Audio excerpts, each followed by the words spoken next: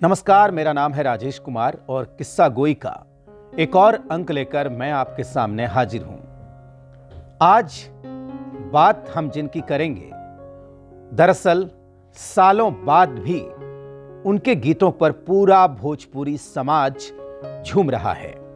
आज हम जिनकी बात करेंगे, दरअसल उन्होंने क्रांति के गीत गाए हैं और क्रांति इस मायने में क्योंकि आधी आबादी के जिस दर्द को किसी ने महसूस नहीं किया था, उस दर्द को उस व्यक्ति ने महसूस किया।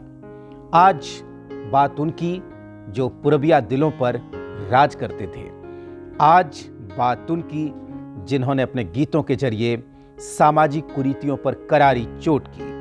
और आज बात उनकी जिनके नाच को देखने के लिए 10-10 थानों की पुलिस तैनात करनी पड़ती थी, 10-10 कोस से लोग आते थे उनके नाच को देखने। आज बात करेंगे भोजपुरी के उस भिखारी की जो संगीत के दुनिया में बादशाह का मुकाम रखता है, बादशाह का दर्जा रखता है। आज बात करेंगे भोजपुरी के शेक्सपियर बाबा भिखारी ठाकुर की। भिखारी ठाकुर के बारे में हिंदी के वरिष्ठ कवि केदारनाथ सिंह ने कभी कहा था कि अब तो यह बहस चलती ही रहेगी कि नाच का आजादी से रिश्ता क्या है और राष्ट्रगान की लय में ऐसा क्या है जहां रात बिरात जाकर टकराती है विदेशिया की लय। ऐसे थे भिखारी ठाकुर जिनके बारे में केदारनाथ सिंह ने कहा है।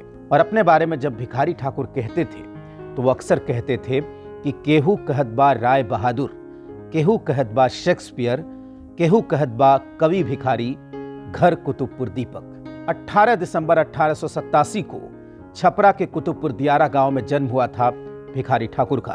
प्राचार्य मनोरंजन प्रसाद सिन्हा ने इन्हें भोजपुरी का शेक्सपियर कहा था और राहुल सांकृत्यायन ने भोजपुरी का अनगढ़ हीरा कहा था भिखारी ठाकुर को।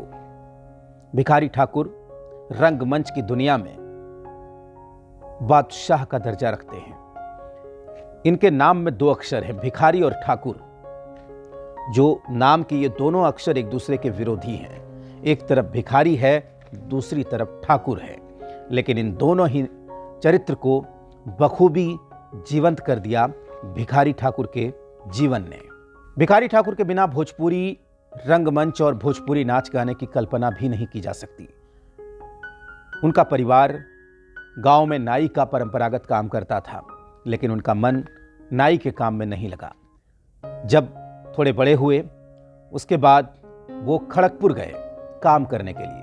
परदेश में उन्होंने पैसे भी कमाए, लेकिन उनका मन परदेश में लगा नहीं। वहां से वो भुवनेश्वर चले गए और उड़ीसा से जब लौटे तो गांव में एक नृत्य मंडली बनाई।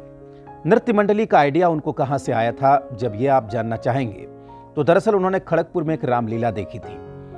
रामलीला की जो छवि उनके मन में थी, उसने भिखारी ठाकुर को देखते ही देखते रंगमंच की दुनिया का बादशाह बना दिया।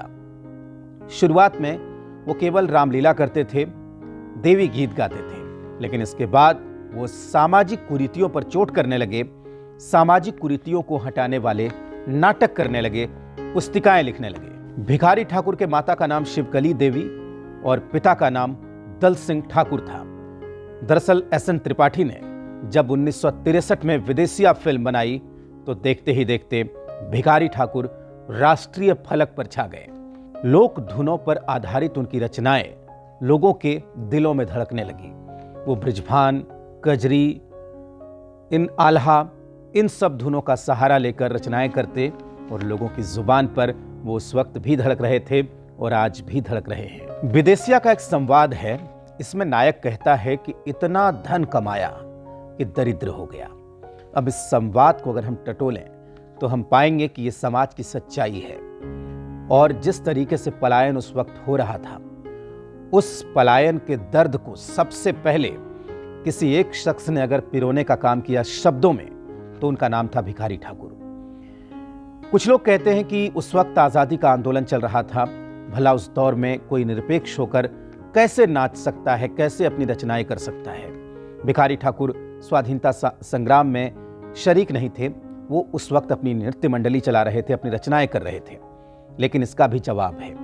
इसका जवाब यह है कि भिखारी ठाकुर उस वक्त भी क्रांति कर रहे थे, और क्रांति इस तरीके से क्योंकि भिखारी ठाकुर की जो आवाज थी वो आधी आबादी की आवाज थी, अधरतिया की आवाज थी। क्योंकि जिस तरीके से पलायन का दर्द झेलकर महिलाएं उनके पति कमाने के लिए विदेश चले जाते थे, परदेश चले जाते थे और महिलाएं पीछे छूट जाती थी, उनके दर्द को अगर किसी शख्स ने सबसे पहले आवाज देने का काम किया तो उनका नाम था भिखारी ठाकुर। भिखारी ठाकुर का सुर, भिखारी ठाकुर का स्वर लोक कंठ की आवाज थी और आज भी भोजपुरी समाज भिखारी ठाकुर की बनाई हुई धुनों के इर्द गिर्द घूम रहा है।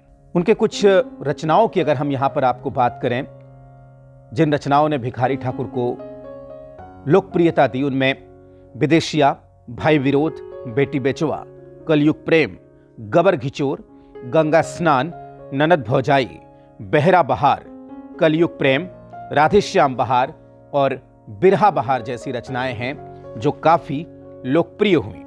इनके बारे में कहा जाता है कि जब भी वो इन नाटकों का मंचन करते थे तो दूर दराज से लोग उनके नाटकों को देखने के लिए आया करते थे। भिखारी ठाकुर का पूरा जीवन एक कलाकार के उत्थान की कहानी है। जिस समाज में नाच देखना कभी अच्छा नहीं माना जाता हो, उस समाज में अगर आज भिखारी ठाकुर की लेखनी पर शोध हो रहा है तो यह कमाल भिखारी ठाकुर की लेखनी का है। आज भी जिस समाज में तमाम कुरीतियां हैं, वहां पर आज से सालों पहले किसी एक व्यक्ति ने सामाजिक कुरीतियों के खिलाफ आवाज उठाई थी, उसका नाम था भिखारी ठाकुर। कहां से चले थे, किस समाज में रहते थे और किनके लिए बोलते थे, इसको भी देखना दिलचस्प होगा। भिखारी ठाकुर के बारे में जितना कुछ कहा जाए वो कम है।